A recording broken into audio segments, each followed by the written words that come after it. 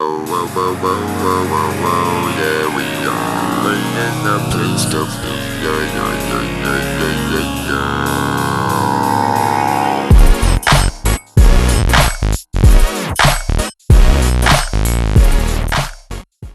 What's cool now, but probably won't be in 5 years?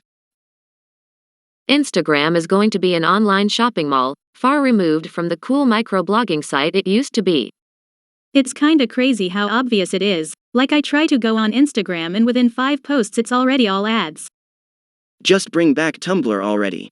I remember artists shitting on Tumblr and abandoning it for Instagram, but Instagram has been 10 times worse than that site ever was ever since it got gobbled up by Facebook. Man. I remember when Instagram was brand new, and me being a social media junkie was all over it, while the people around me thought it was just another camera app. I caught so many people doing shady shit on there. It was a fun time in sepia. It was great, before the zucked it up. Same here. I was always trying out new social media apps. Instagram was one of my first apps after I got my 3GS. Instagram was a fun camera app where regular people took silly or artsy pictures with filters. I would get a ton of likes for after I hashtagged my dumb shit, and I loved the creativity of the community back then. I was pissed after the founders sold out to Zucker. I knew the writing was on the wall after that. Influencers were the last straw for me. They pushed out people who were there for photography, and the algorithm basically killed my audience because I guess my photos weren't advertiser friendly. I used a Japanese Instagram clone that was aimed for photographers for a while, and I had a decent following on there, but that closed down. If there's an Instagram alternative, someone let me know. Did you see the stuff that came out about the acquisition? The founders didn't want to sell, but Zuckerberg told them they had to sell Instagram to him or they would crush them. They sold out of fear. I remember that, but on hindsight I don't think they should have. Facebook hasn't created a good in-house app, and all of their other apps were developed before acquisitions. I could argue the Instagram app has only gotten worse over time. I remember in the beginning it was a contest to essentially make nice photos look as nicely as possible. Nature shots, beach shots, etc. Every image was a square and it was nice. Then something happened and it became more people-focused. Selfies, family things, etc. All images were still squares, and it became cool to buy the thing to print out your cute little square photos. A callback to the days of Polaroid, and then more people started making accounts specifically about themselves. Then companies started paying people who became popular enough to do product placement. Then companies started paying regular people to do product placement. Now people do product placement on their own, hoping to get attention of companies. All in all, I still believe Instagram has been the most beneficial piece of social media to last. Tons of people have bettered themselves through it. Whether it's through working out, learning new hobbies, or being encouraged to go hiking, etc. I think it's been the best. Maybe not a net good, but better than all of the others thus far. What do you think? Let us know in the comments below. Galaxy print is probably going to go the way of the bowling alley carpet patterns we used to wear on our clothes in the 90s. It'll come back ironically in 10 years. Alright guys, I get it, it's been out of style for a while. What you guys don't seem to agree on was when it went out. As an astronomy teacher who has been delighted by this trend, and buying a couple things in that print, I hope I can still find it 5 years from now. I freaking love it. You being an astronomy teacher also reminded me of this wrapping paper we got at work. It's a night sky, but it's full of constellations shaped like dinosaurs. I want to put it up as wallpaper. I can't wait to see a ton of people walking around looking like they're wearing bus seat covers. Can't wait to see Galaxy print on bus seat covers. I thought Galaxy print already was an ironic and kitschy pattern. I want those bowling alley carpets in my house. Fun fact, those carpets and bus seats are designed specifically so you can't tell how dirty they are. As someone with 3 kids, a cat and a dog, that is absolutely a selling point. I love the 90s cup print and the bowling alley, skating rink carpet, and I love Galaxy print, so just give me all the tacky trendy prints. I think Galaxy print has phased out mostly, and is still kind of cool, the way some animal prints are still kinda cool, but the print trend has been taken over by tie-dye. I hope tie-dye stays. I like it more than I ever liked Galaxy print. But I feel like tie-dye shirts never really go away. Tie-dye seems to come back around more frequently than other things, for sure. Some form of bleach on black will probably survive. In the 2000s we weren't doing tie-dye but were using spray bottles and paper templates. It's just very easy DIY for kids to do. I graduated high school in 2006, and we made so many bleach shirts back then. It was all over like pop punk band website forums lol. It amazes me that it's still a thing. I bleached some jeans a few years back and they turned out amazing. Yeah, I wouldn't be surprised. Some of the bleach paintings on shirts are beautiful and it is a really cool DIY, but I don't think it'll just be black tie-dye. By then the novel charm of the goth tie-dye will wear off, only to come back in like another 15 years, probably. I saw tie-dye coming back from a mile away, and velvet, when it was pretty popular a couple winters ago, and I think the trend will continue with 70s-esque fashion as the party scene changes back to more psychedelics and weed than liquor and cocaine. Think tent dresses, flared pants, cool fucking afros and mustaches. And then it'll get pushed back out and become lame after 5-ish years while fashion cycles onto the next thing. I do have to add though, it feels incredibly cheaty of me to predict fashion trends since it's obviously cyclical anyways. We are tearing up our carpeting in the family room. I thought we were going to go with a nice fake wood flooring. My wife is holding out for hotel, bowling alley, carpet. We will be living with concrete floors for a while. No one is a winner here.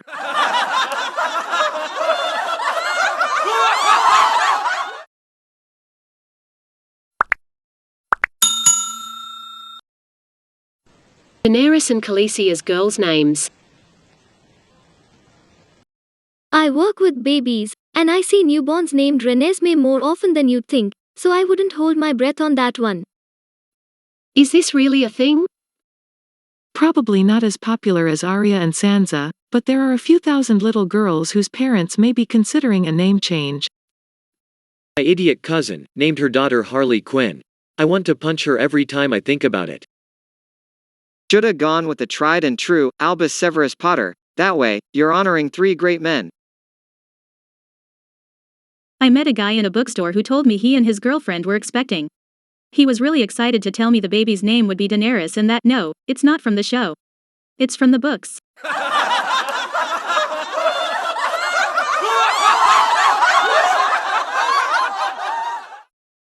Conversely, I once saw some moron fretting about using the name James for her child, because people will think of Harry Potter.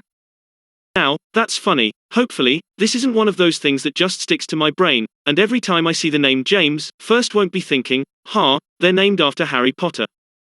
Unless their last name was Potter, then moron would be the correct label for this person. Having said that, on the opposite end of the name spectrum, I wonder what will happen to the name Karen. In about 50 years it will be in the top 20 names.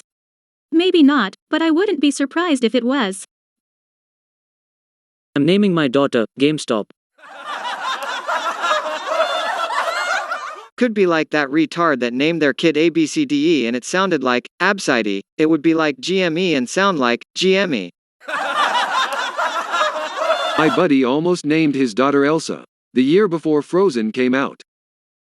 I was pregnant and Elsa was my number one name if it was a girl. My grandmother who had recently passed was named Elsa. I had a boy, then Frozen came out and I really felt like I dodged a bullet. My car is called Carleasy, and even I regret that after the last season. That's actually funny though. Pet and object names get a pass with this stuff. My ex-girlfriend's niece is called Khaleesi. This happened before things went downhill, the show, not our relationship. Cringe. Laughing my ass off, true story. My daughter's name is Alaska. Most people call her Allie. She was playing at school when a girl named Khaleesi pissed her off saying she was named after a state. My little lunatic said you're named after a show that nobody cares about anymore. I've never been a more proud dad in my life. Y'all really hating on such a pretty name for a pretty girl. What do you think? Let us know in the comments below.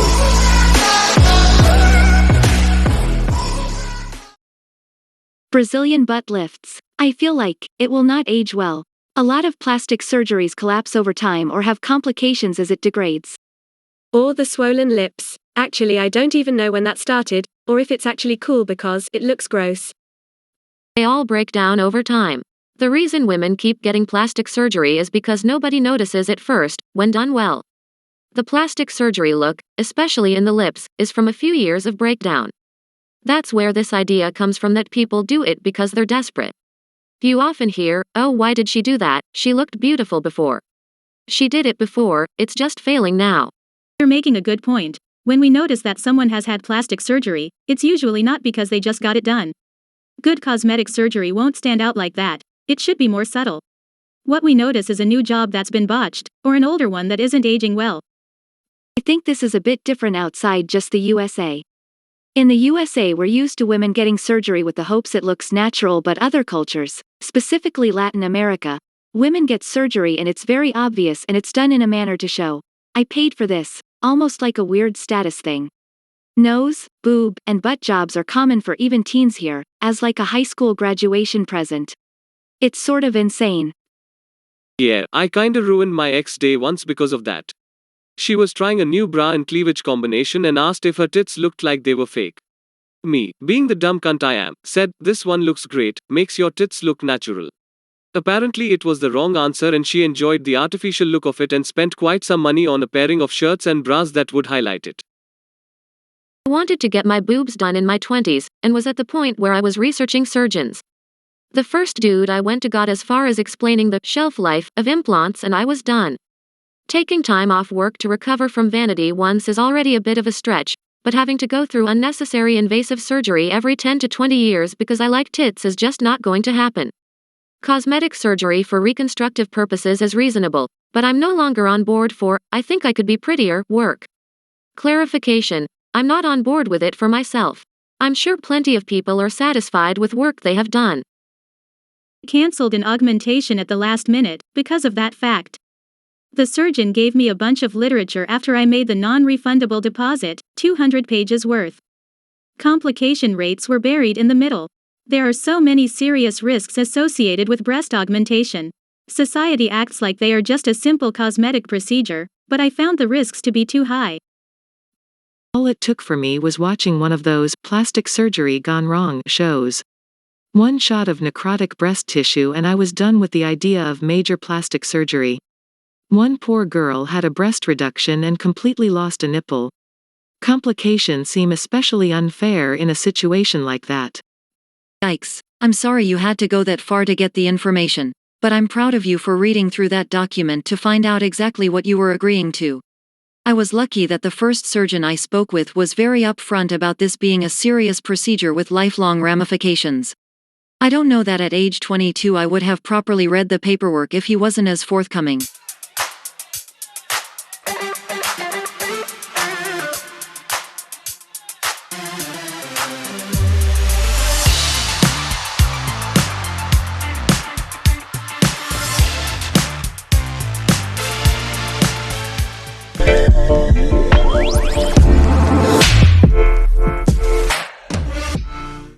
Hopefully Pokemon cards, so I can finally afford to buy them again. It's ridiculous what people do to get their hands on a piece of printed cardboard. I just like them 'cause they're pretty. Commenter responded.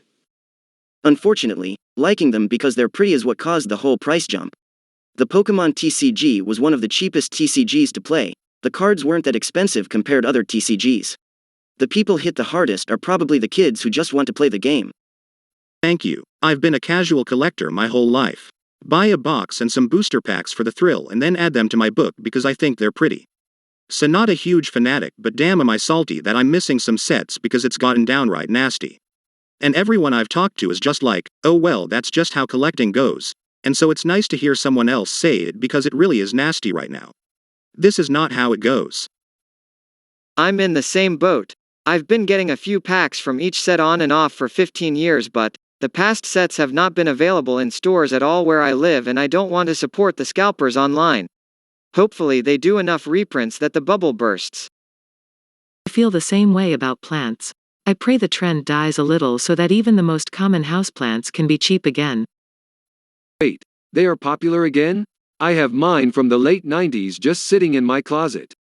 Do people want the old base cards these days, or the new ones? Yeah, the old ones are booming. Obviously condition is a big factor, but go browse eBay, haha, you'll be surprised. Damn, I had no idea. I was going to sell on eBay a handful years ago, but I have never sold anything on there, and I figured who would want to buy collectibles from someone without any reviews. Never played with my cards and loved them dearly. Condition is thankfully not an issue. Today I learned, haha. I considered getting back in a couple years back. Wasn't planning to go super competitive with the game but wanted to contend a bit at least. Was told by folks at the game shop I frequent that buying booster packs and whatnot was a sucker's game, and if you wanted to build competitive decks you just bought the cards you need from various resale sites. Just takes the fun out of the game to me. I mean, I get it, the internet makes that type of buying very easy today, but where's the fun in just buying exactly what you need for the deck you want to play with? That and seeing the ever-growing boxes of dead cards the store had, especially for MTG. Whole stacks of cards people just abandoned after FNM events because they weren't worth keeping around. Lots of money spent and tons of waste generated. LCG seemed to be the answer, but Netrunner ended and now L5R is done, so those are now dead games. Keyforge was fun for a bit but seemed to be the same issue of expense and waste, with expansions seemingly adding new mechanics just to push new tokens and the need to keep buying. Maybe I'm just too old anymore.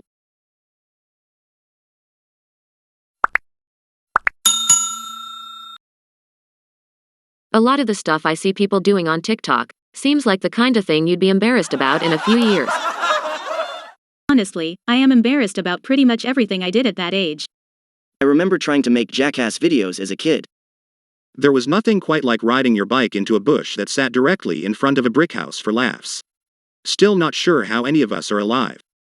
We were basically little Wolverines with rubber bones when we were kids. We could do anything. Now, if I look about 2 feet below me, my knees will shatter. I'm just glad my exploits were long ago enough that there isn't a digital record of it. I am very lucky that all my terrible homemade singing and talent show videos are on some dusty old VHS in a basement rather than floating around the internet. There's a video somewhere in someone's basement of me acting in a Silence of the Lambs parody for French class. I hope to God they've taped over it. If it makes you feel any better, if they haven't maintained the tape or preserved it, by now it's either lost the data stored on it or will lose the data soon.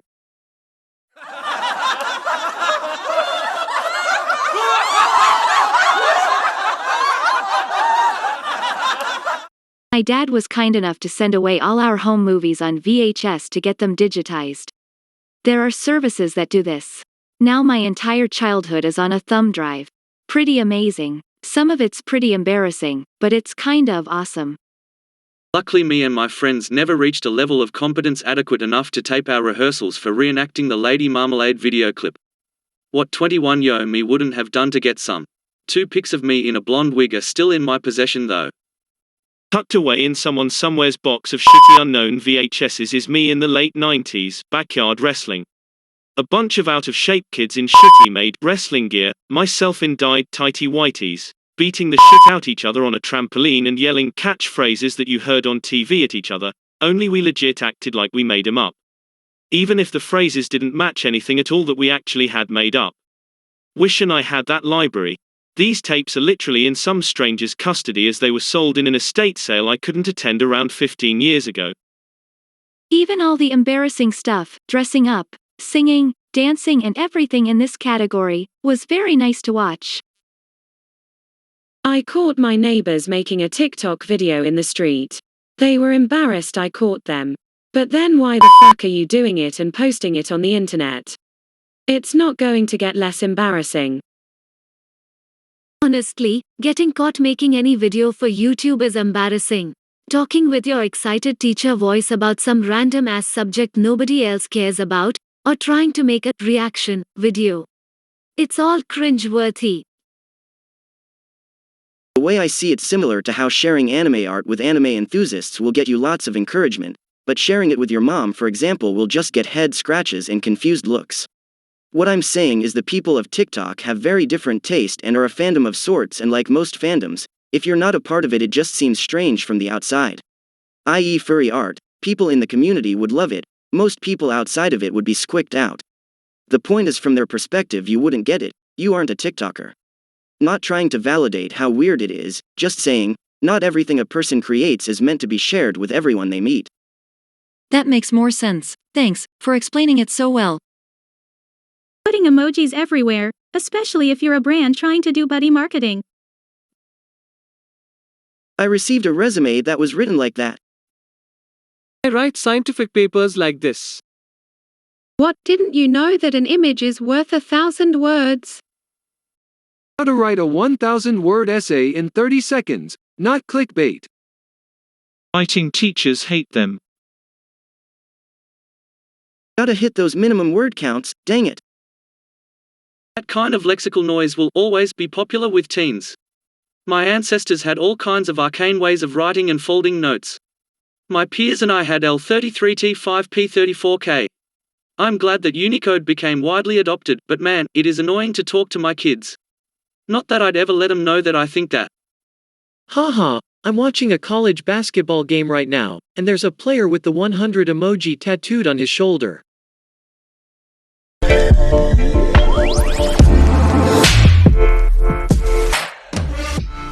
5-day work week. Let's start by touching on the 7-day week. Thousands of years ago, the Babylonians believed 7 planets existed. To honor that, they created the 7-day week. Back then, working all 7 days was thought to increase productivity. By the summer of 1886, workers were fed up with the status quo. No surprise there. Sunday Funday can't be a thing if you have to work. The U.S. Federation of Organized Trades and Labor Unions called for 8-hour workdays, and when that deadline wasn't met, protesters took to the streets. What started as peaceful demonstrations on the streets of Chicago turned into violent rallies, leaving 7 police officers and 4 workers dead. Those rallies put the 8-hour day, 40-hour workweek issue on the map both nationally and internationally. In 1916, the feds passed an act which required an 8-hour day and OT. Despite the new rule, plenty of workers were still unprotected. In 1919, 4 million workers decided they were fed up and went on strike. That was 20% of the industrial labor force at the time. About 19 years later, President FDR signed the Fair Labor Standards Act of 1938, creating the right to a minimum wage and OT. Now things are starting to sound familiar. Roosevelt wasn't the first person to institute the 5-day workweek in the U.S., though. The Ford Motor Company is well known for scaling back from 48 hours per week to 40 in 1914, thanks to Henry Ford. And even earlier, 1908 to be exact, a New England cotton mill set up the same schedule, allowing its Jewish workers to observe Sabbath on Saturday and Christian workers their day on Sunday.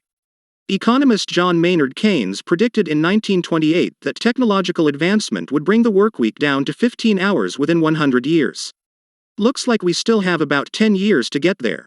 5-day workweek should be gone by now. I mean, he was right, in a sense.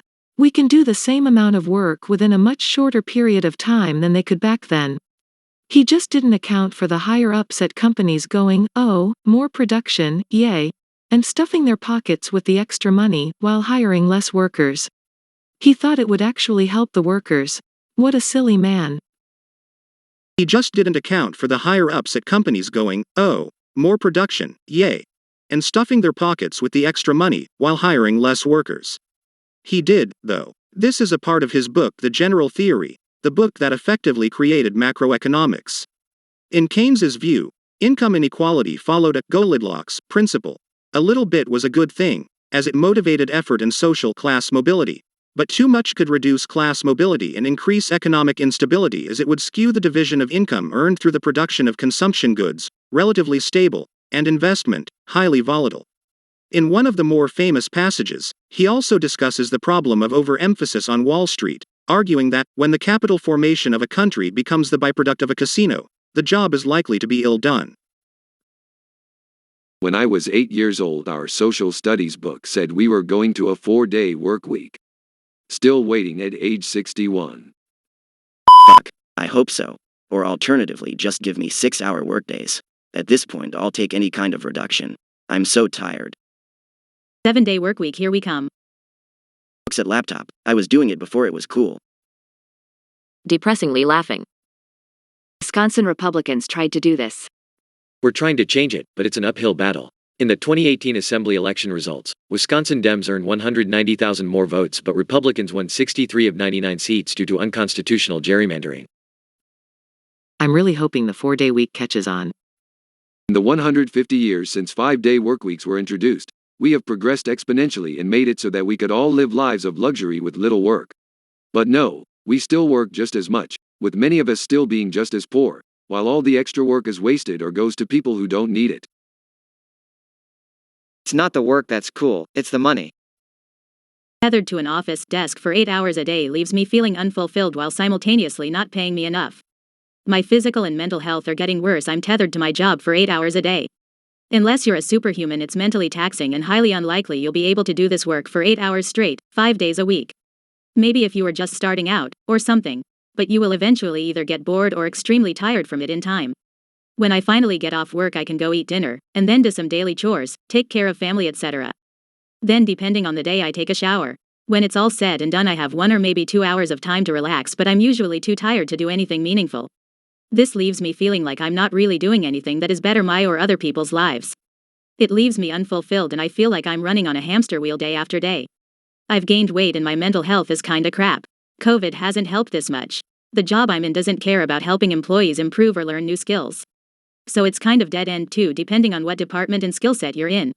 Now with all this said and done, I cannot escape from this workplace. At least not until COVID is done with and things stabilize a bit more. My family relies on me to keep us afloat, and if I quit or mess up and get fired, we would be in financial trouble. What do you think? Let us know in the comments below.